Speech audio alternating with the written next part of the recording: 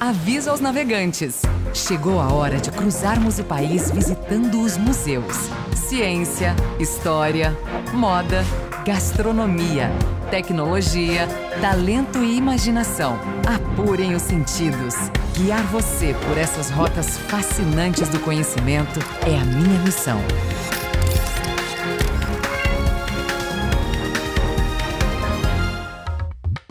Para acender a luz é preciso apenas apertar um botão? Na maioria das residências do Brasil, a comodidade é tanta que raramente questionamos o caminho da geração de energia e como ela chega até a nossa casa. Para entender os detalhes do processo, o Conhecendo Museus de hoje visita o Museu da Energia.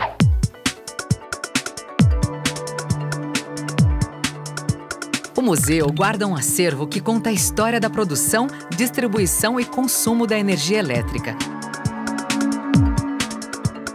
Além de fazer o visitante refletir sobre as questões atuais envolvendo o tema da energia e seu futuro. O Museu da Energia fica no bairro dos Campos Elíseos, centro da cidade de São Paulo. Foi o primeiro bairro planejado da capital e passou a abrigar a elite cafeeira do final do século XIX. Esse casarão, construído em 1894, que abriga hoje o Museu da Energia, foi residência do cafeicultor Henrique Santos Dumont, irmão mais velho de Alberto Santos Dumont, o pai da aviação brasileira. Henrique era um dos homens mais ricos de São Paulo. Ele foi a primeira pessoa a possuir um carro na cidade.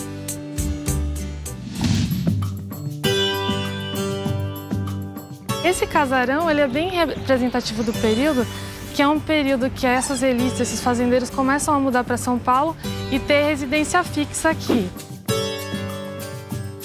Tanto arquitetos e engenheiros estrangeiros quanto brasileiros que começaram a se formar na Europa estão aqui no Brasil e começam a construir as residências. E elas mudam bastante, essas residências de elite. Então elas passam a ter 2 pavimentos, uma parte que é a área de morar íntima, o andar superior, e o andar de baixo, que é de receber as pessoas e ostentar toda essa riqueza, né, que o dinheiro do café trouxe para elas. Você pode pensar assim, mas o que um casarão de um barão do café tem a ver com energia elétrica? Na verdade tem tudo, porque foi o dinheiro e o lucro gerado com a produção e exportação de café que permitiu que os investidores da época, os homens de negócio, começassem a investir em novos negócios. E a energia elétrica era um novo negócio. Até o final do século XIX, São Paulo ainda preservava características rurais. A cidade que conhecemos hoje, extensa, urbana e industrializada, deve-se em parte à chegada da energia elétrica. Vamos começar nossa visita ao museu conhecendo a história da energia desde os tempos dos lampiões a gás. Antes da chegada da energia elétrica, nós tínhamos as lamparinas à base de óleo.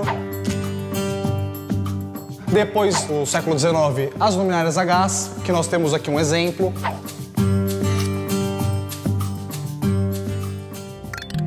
No final do século XIX, a iluminação a gás era sinal de progresso e modernidade para o Brasil. Em 1837, São Paulo, primeira cidade a introduzir esse tipo de iluminação, já tinha 700 lampiões a gás. Eles funcionaram até 1936. Até interessante que é outra figura que não existe mais aqui na cidade, que é a do vagalume, que era o funcionário que era responsável por acender e apagar todas as luminárias da cidade aos fins de tarde e no início dos dias. O funcionamento dela é muito similar ao de um fogão, uma válvula de gás com uma espécie de isqueiro, ele acendia a luminária. Com a chegada da energia elétrica, a gente vê ao longo das primeiras décadas do século XX essas luminárias sendo substituídas pelas luminárias elétricas, que nós temos aqui alguns exemplos do nosso acervo, que a partir desses objetos a gente procura então contar essa história da iluminação pública. A história da energia elétrica no Brasil começa em 1879, no Rio de Janeiro, quando foram instaladas 6 lâmpadas na estação de ferro Dom Pedro II. Em 1900, os bondes já eram movidos à eletricidade. Em São Paulo, a energia elétrica chega em 1905, com a Light, empresa de capital canadense. O fornecimento de energia tinha como objetivo abastecer o parque industrial e a iluminação urbana. Nós temos aqui um desenho original dos modelos de postes da Light. Então, todos os 24 modelos que eram utilizados aqui na cidade de São Paulo. Alguns desses postes ainda podem ser vistos em São Paulo, principalmente no centro da cidade. Outra peça que chama bastante atenção aqui nessa sala são esses moldes em madeira. Esses postes, eles existem até hoje na frente do Teatro Municipal. Quando o teatro foi inaugurado, ele tinha essa característica de ser um teatro moderno da cidade. Um teatro já todo eletrificado e, como uma espécie de presente, a Light instalou esses 2 postes que foram feitos a partir desse molde na fachada principal do teatro. Nós temos também aqui os moldes da base desses 2 postes, que as figuras mitológicas retratadas dialogam com a fachada do Teatro Municipal, com a arquitetura do Ramos de Azevedo.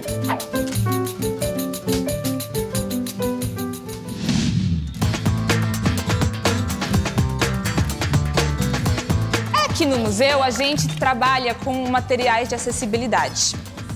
Então, a gente procura trazer todos esses materiais que a gente tem aqui, que vocês conseguem ver. Tem gente que não enxerga, né? Então, a gente procura ajudar essas pessoas a também conhecerem o conteúdo do museu. Então, a gente fez essa peça tátil aqui para quem não enxerga, poder sentir o poste.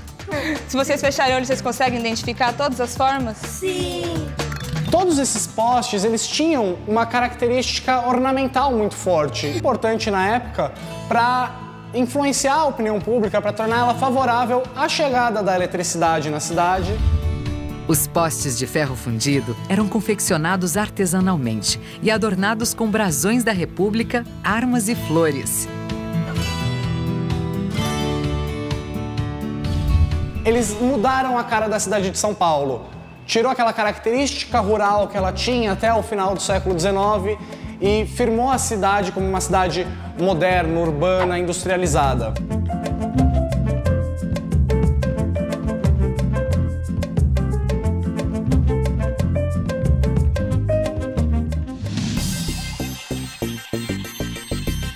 A mudança de comportamento trazida pela eletricidade também pode ser vista nas artes plásticas. A exposição de curta duração, Encontros Improváveis de um Lugar em Comum, que estava sendo exibida na nossa visita, dialoga com os temas água e energia. Nós estamos aqui agora num espaço onde a gente tem a intervenção do trabalho da Regina Silveira, que é uma artista plástica brasileira muito importante na cena mundial. A Regina trouxe o trabalho Lumière, que é uma intervenção no espaço expositivo do museu, onde ela apresenta a palavra luz em 76 idiomas. A palavra luz é projetada e ela vai se esmaecendo e se transforma num facho de luz, né? Então essa poética que a Regina traz para o museu ilumina mesmo esse espaço.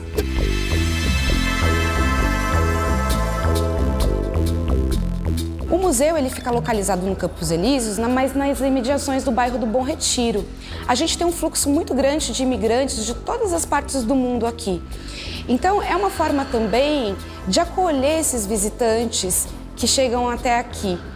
Se a gente quer melhorar a cultura do nosso país, no meu entendimento, a gente precisa que a população se aproprie desses aparatos culturais que a gente tem na cidade. Enquanto ficar elitizado, a gente não consegue melhorar a nossa população, né? Eu acho que isso é importante. É fundamental que os museus tenham formas de integrar a comunidade do entorno.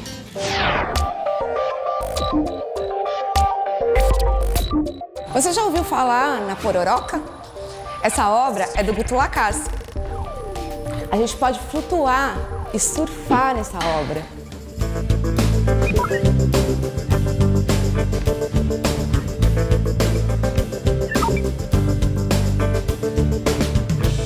E ele procura realmente misturar essa informação entre arte e tecnologia. O Guto é quase um especialista nisso, ele sempre mistura essas duas linguagens e se apropria da poesia de cada uma delas.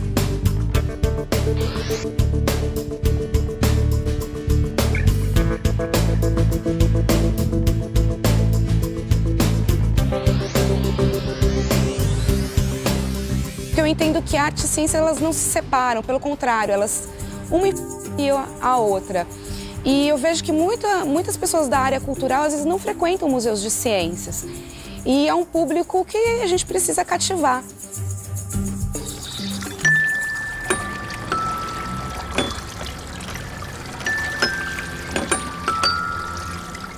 Essa obra é o Monjolofone número 2.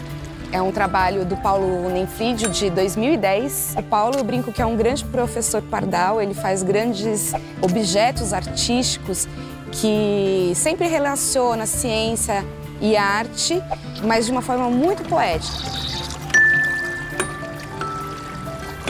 Então, através do represamento da água e da possibilidade de você movimentar, bombear essa água, a gente cria uma força que, em vez de gerar uma energia elétrica, ela gera música. A gente não gosta de direcionar o público para uma leitura fechada. Eu acho que sim, o artista tem um objetivo, mas a obra de arte tem milhões de possibilidades, né? Então fica aí o convite para você imaginar exatamente o que o Paulo quis dizer. Depois dessa viagem poética, vamos conhecer a evolução histórica das principais fases do sistema energético do estado de São Paulo. A gente procura, através dessa história, entender um pouco melhor como que foram as transformações na vida das pessoas com a energia elétrica e entender de onde ela vem, como que ela é produzida, entender todo esse contexto de algo que é tão presente nas nossas vidas e a gente acaba, muitas vezes, não refletindo sobre. As primeiras empresas de energia surgem de pequenas iniciativas locais. A gente tem aqui uma foto de um passeio de barco no reservatório que foi criado, onde hoje é a usina do Corumbataí. Essa foto é de 1895. Nós temos também aqui uma foto mostrando um pouco como que eram os bondes na cidade de São Paulo, que foram bastante importantes para o crescimento urbano da cidade, possibilitando que as pessoas se deslocassem em maiores distâncias entre suas casas e seus trabalhos. A primeira linha de bonde elétrico de São Paulo foi inaugurada em 1900. Ligava o Largo São Bento à Alameda Barão de Limeira, passando pelo bairro dos Campos Elíseos. A cidade tinha 240 mil habitantes.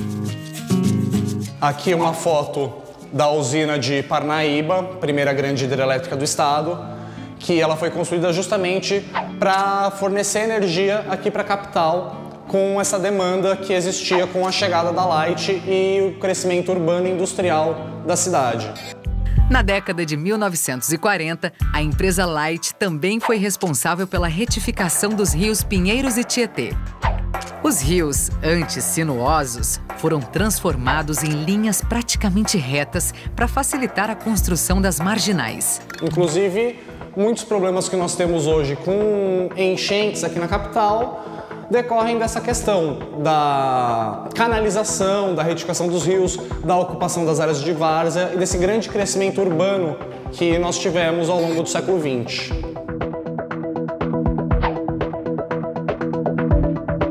Aí a gente vai ter um outro grande momento já na segunda metade do século, que a gente vê a transformação desse setor que era privado, ele passa a ser estatizado com grandes empresas estatais de energia elétrica. Até um novo momento, nos anos 90, que a gente começa a ter então a privatização desse setor.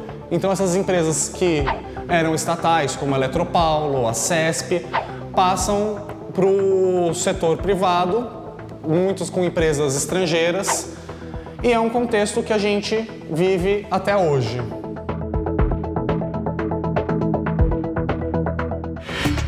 No próximo bloco, vamos conhecer a história dos eletrodomésticos, hoje indispensáveis às residências.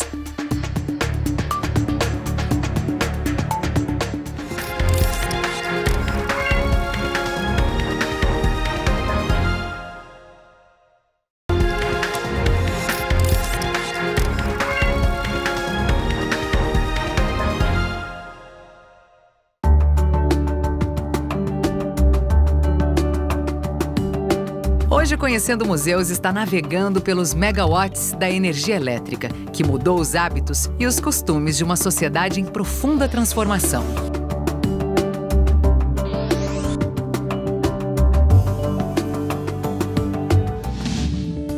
Vamos conhecer agora a exposição Tempos de Energia, São Paulo em Transformação. Ela apresenta a chegada da eletricidade como fator fundamental para o crescimento urbano da cidade. Nessas próximas salas da exposição, nós procuramos entender um pouco melhor como que a energia elétrica transformou o dia a dia, o cotidiano das pessoas. Ao longo do século XX, a gente viu a invenção aí de uma série de itens que são muito presentes hoje nas nossas casas. E aqui, através de alguns objetos do nosso acervo, a gente procura refletir em como isso impactou no dia a dia das pessoas, das famílias. A gente tem aqui um exemplo bem interessante, que é a nossa máquina de lavar. Hoje um item bastante comum, bastante conhecido das pessoas, principalmente nas grandes cidades. E aqui a gente tem uma do nosso acervo da década de 50. O funcionamento muito semelhante ao de uma máquina de lavar de hoje, a estética também não é muito diferente, mas o que a gente procura aqui é principalmente refletir como que a entrada, por exemplo, de uma máquina de lavar muda a relação das pessoas com as tarefas do dia a dia, com as atividades domésticas.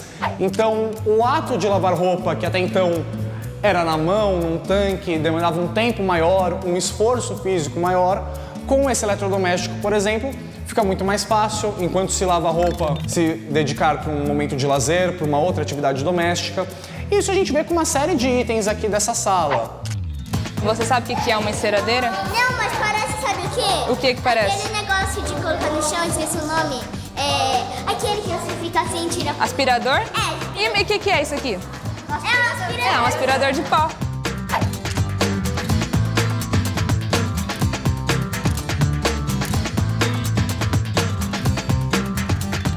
Outro objeto que chama bastante atenção aqui dos nossos visitantes é esse telefone que nós temos, também do nosso acervo, que é da década de 10.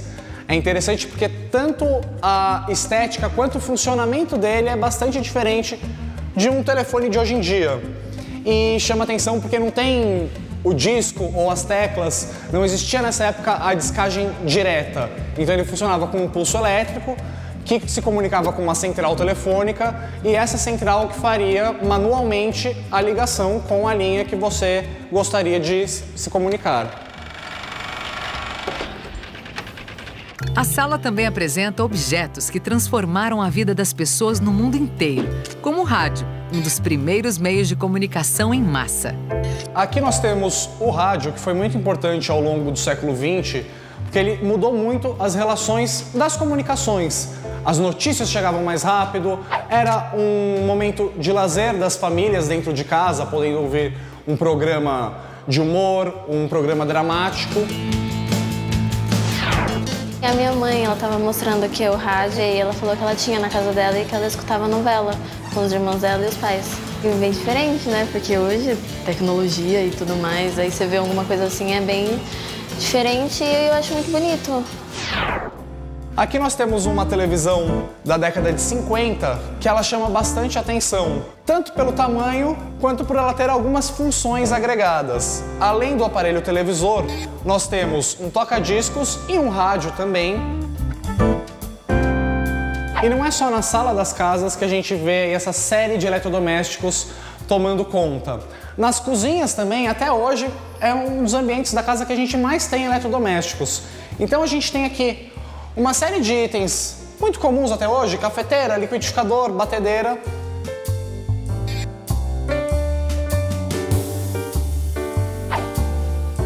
Alguns são mais curiosos, como a cafeteira, que tem uma estética bastante diferente das que nós conhecemos hoje. E um mais curioso aqui desse acervo, que até hoje não é comum, é o abridor de latas elétrico. E a gente vê que ele já existe há bastante tempo. Esse daqui que nós temos é da década de 1970. Vamos conhecer um pouco sobre os bastidores das exposições? Esse é o Centro de Documentação e Pesquisa, que cuida do acervo fotográfico e documental. Nosso acervo é um acervo pequeno, nós somos 2,5 km de documentação. São mais de 10 mil plantas e trabalhos técnicos, né, desenhos técnicos. Hoje a nossa equipe já está quase 1 ano e meio trabalhando com aerofotogrametria, então higienização, a conservação desse material, que ele é extremamente raro. E hoje a gente também tem os nossos negativos de vidro, né, que num formato grande e tudo mais, né. O documento de arquivo é único, então quando a gente trata tudo isso daqui com muito carinho, como a Fundação faz, ela possibilita disponibilizar essa informação ali no museu. Ainda bem que a gente tem essas redes de museu que externam toda essa parte do arquivo de uma forma mais lúdica, mais tranquila para absorver o que tão denso foi a urbanização do estado de São Paulo, da cidade de São Paulo. Então nós temos materiais muito que parecem que hoje são coisas lindas, né? Que são as fotos do Gensler e tudo mais, dos bondes, mas que na época eram documentos extremamente técnicos. Então hoje a gente consegue, né, contextualizar isso de uma outra forma, contar histórias, porque se não fossem esses arquivos, nada seria dos próprios museus.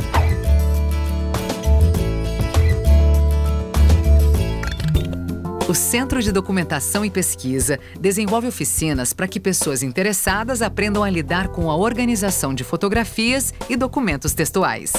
Para a gente fazer uma interface com o público, a gente trouxe uma metodologia mais simples, né, de trabalho, mas que consiga preservar os seus documentos minimamente em casa, né? Todo mundo tem uma fotografia de família, de avó, uma foto antiga, documentos importantes de família e ninguém sabe muito o que fazer com isso. Eu tenho, por exemplo, essa foto, que é uma foto dos meus irmãos e comigo, minha avó e minha tia. É uma foto que não é tão antiga assim, mas é da década de 60, começo da década de 70, né? Está escrito aqui 67, na verdade. Então, tem um certo tempo, né? Na verdade, o meu interesse é porque a minha família é de imigrantes, né? E eu acho que a gente tendo noção da nossa origem, da nossa história, a gente tem muito mais o sentido de cidadania. Isso deve valer para qualquer um, né?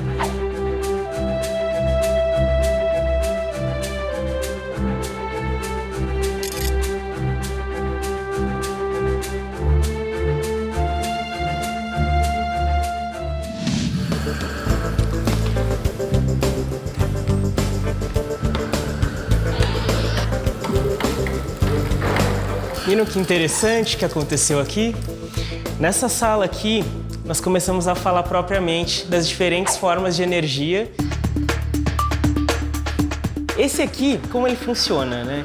Através desse movimento que eu fiz aqui, eu gerei energia mecânica, né? Aqui nessa parte central do eixo tem um pequeno gerador. Através disso, passa aqui para baixo, onde estão ligadas USBs, e aí delas parte para o celular, onde gera a energia que o carregou.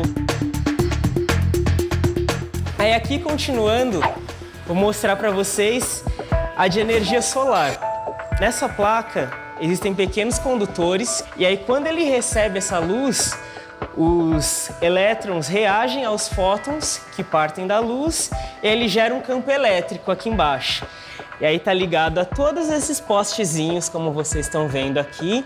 E aí quando eu tiro a luz dessa placa, que tem essa incisão direta, olha o que acontece. Todos eles apagam. Aí você volta, eles acendem novamente. A proposta do museu de estar abrindo para todo mundo, eu acho que isso veio só somando, né? Para que as pessoas tenham mais consciência dessa economia de energia. Eu acho isso importante. Agora eu vou falar de outra que está bem pouco difundida ainda aqui no Brasil, que é a energia eólica. Aqui nós temos, né, essas eólias, que são essas hélices aqui, elas são movimentadas com a força do vento. Através de uma central que fica embaixo da terra, a energia eólica é transformada em energia elétrica. Hoje em dia, as fontes de energia renováveis são as que menos causam dano no meio ambiente, né? E principalmente as que vocês viram aqui, que são a energia solar e a energia eólica. São as que não produzem poluentes, né? E as que menos deixam resíduo no meio ambiente.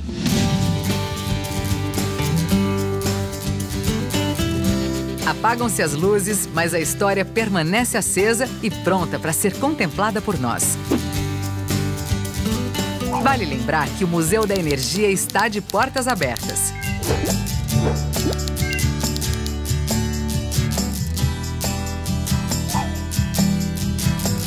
Até a próxima, pessoal!